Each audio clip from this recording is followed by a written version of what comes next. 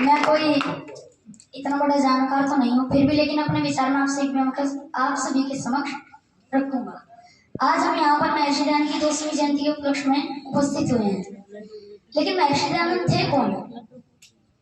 उनका नाम था बचपन का मूल शंकर, सभी को पता है। लेकिन मूल शंकर ये नाम क्यों रखा? पिताजी उद्देश्य ब्राह्मण थे। उनको जब महर्षि दयानंद जी का जन्म हुआ तो वो उस समय मूल नक्षत्र लगा हुआ, तो पिताजी ने कहा भाई मूल नक्षत्र में जन्म हुआ है तो बच्चे का नाम मूल रख दिया जाए।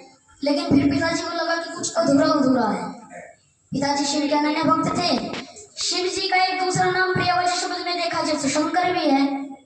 तो पिताजी ने कहा वैदिक रीति के अनुसार मूल और शिव जी का भक्त है शंकर, तो शिव जी का नाम भी जमा जाएगा और पुत्र का नामकरण भी हो जाएगा। तो पुत्र का नाम रख दिया मूल शंकर। लेकिन वो मूल शंकर ऐसे मूल में गया कि उसने इस संसार के मूल को ही सभी के सामने समक्ष रख दिया। यानी उस परमात्मा का नाम उस मूल शंकर ने सामने रखा। अगर वह मूल शंकर ना आता, अगर वो उस दिन शिवरात्रि, वो शिवरात्रि जो अभी 8 मार्च को आने वाली है, अगर वो शिवरात्रि ना आती तो शायद आज मूल शंकर यहाँ दयानंद बन के हमारे सामने ना होती। अगर इस समय मूल शंकर यहाँ है तो पिछले जन्म की छाप है। कहते हैं ना कि भाई पिछले जन्म का संस्कार आ गया बच्चे में। अब छोटा छोटा बच्चा आजकल क्या करता है, जन्म हो गया लगभग 1 साल बाद फोन छाप लेते हैं ना कि भाई पिछले जन्म का है, कि पिछले जन्म से वो पिछली दुनिया में भी रहा होगा, वो हुआ होगा, कई चीज बनती हैं तो उनमें आता है फोन। आजकल अगर फोन ना हो ना तो इसलिए हम जैसे पता नहीं कितने अनेकों विद्वान निकले और संसार का उद्धार करें।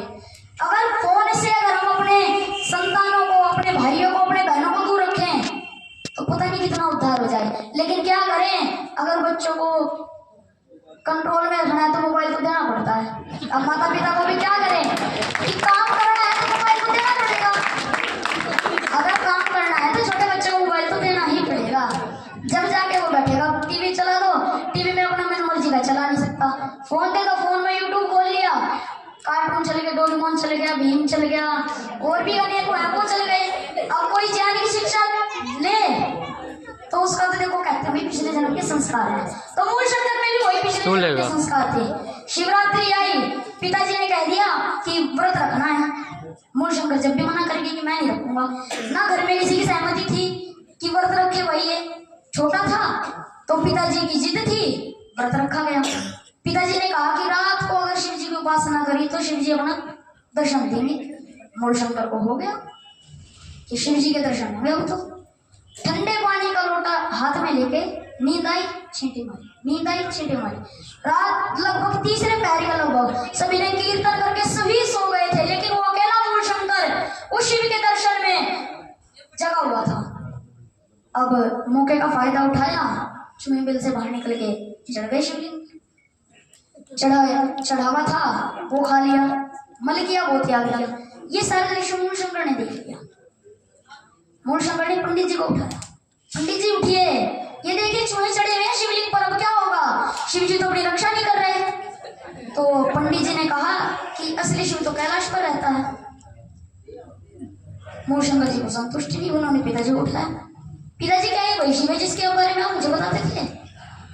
तो पिताजी ने कहा इसकी उपासना करने से कैलाश में बैठा हुआ शिव वो प्रसन्न होता है। मूल शंकर जी को इससे भी संतुष्टि नहीं हुई। मूल शंकर जी ने कहा मैं तो घर जा रहा हूँ, मेरा नहीं बदले जाना। तो घर जाने की आज यदि पिताजी, लेकिन पिताजी ने सतर्क होने के लिए कहा था कि भोजन मत कर लेना। वो निर्भीक मूल शंकर बिना डरे पिताजी की आज्ञा का उल्लंघन किया और जाके बोला माता जी मुझे भूख लगी है, खाना दे दो। ये होती है पिछले जन्म की चाल, ये होते हैं संस्कार। अगर उस समय वो मूल शंकर ना जगह होता तो शायद आज हम यहाँ पे ना जगे होते। आज अगर हम यहाँ जगे हैं तो उस मूल शंकर की बदौलत है। मैं ज्यादा ना कहते हुए समय शायद हो चुका है, अपनी वाणी